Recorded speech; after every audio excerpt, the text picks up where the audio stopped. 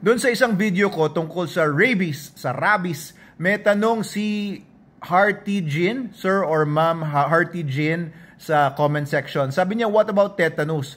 Eto guys, no, pag nakagat kayo ng pusa or ng aso, usually bukod doon sa rabies vaccine and post-exposure prophylaxis or post-exposure treatment, ay binibigyan din ng tetanus toxoid. Bakit? Kasi pwede rin magka-tetanus ang nakagat ng pusa or aso. Ano ba yung tetanus? Nakukuha yan sa bacteria na tinatawag na Clostridium tetani.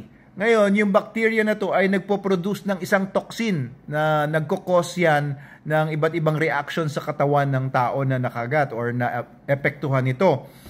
Usually, yan yung tinatawag na lockjaw. Nagla-lockjaw yung mga may tetanus. Naninigas yung mga muscles, nagsaspasm yung muscles sa jaw, pati sa neck, at iba't ibang parte ng katawan. Kaya pag sinabing tetanus, nagla-lockjaw. No? And karaniwan ng mga natetetano, di ba may mga joke na pagka ikaw daw ay na sumakay sa isang kotse na puro kalawang, ay baka matetano ako dyan. Yan yung mga sinasabing mga joke, di ba? O, may joke nga na na ayun yun, kumain lang daw ng balot Oo, namatay. O, bakit nangyari yon? Kasi yung kumain ng balot, di paghigop niya sa balot na ganon, may pako pala doon sa likod ng ng inuupuan niya. Ayun, napako yung ulo, pumasok yung tetano. Anyway, yung Clostridium tetani ay natitreat naman ng mga antibiotics, no? So kapag kayo ay nakagat ng aso o ng pusa, eto bibigyan kayo ng toxoid na yan para malabanan yung Clostridium na nagkakos ng tetanus. Very important yan kasi 1 out of 10 or 2 out of 10 ng mga nagkakaroon ng tetanus ay pwedeng namamatay sila.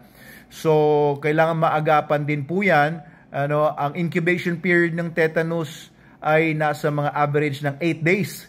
Kaya within 8 days na nakagat kayo ng aso ng pusa, pumunta na kagad kayo sa doktor ninyo or sa ospital para po mabigyan din kayo ng anti-tetanus kung wala pa kayo nito. Pero kung nabigyan na kayo ng anti-tetanus, usually yan, effective pa rin ng few months. Pero tanungin nyo rin sa human doctor niyo kung anong mas mabuti. So kapag binigyan kayo ng tetanus toxoid, malalabanan na niyan, hindi na kayo mamamatay dahil sa tetano kasi yun naman yung purpose nun.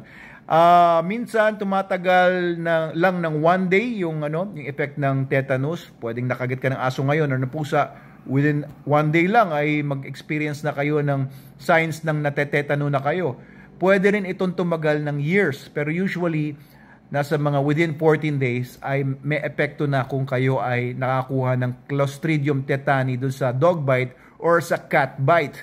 Okay, so pag kayo nakagat, wag na kayo maghintay ng 14 days, wag na kayo maghintay kasi magta-travel pa yung rabies virus doon sa inyong nerves at lalapit na yan sa utak ninyo, and ito pa yung Clostridium na nagkakos ng tetano ay magsisimula na siyang makaapekto sa inyo.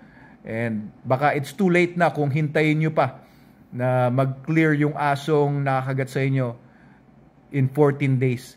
Kaya pag nakagat kayo ng pusa or ng aso, pumunta na kayo agad-agad sa human doctor ninyo or sa ABC or Animal Bite Center.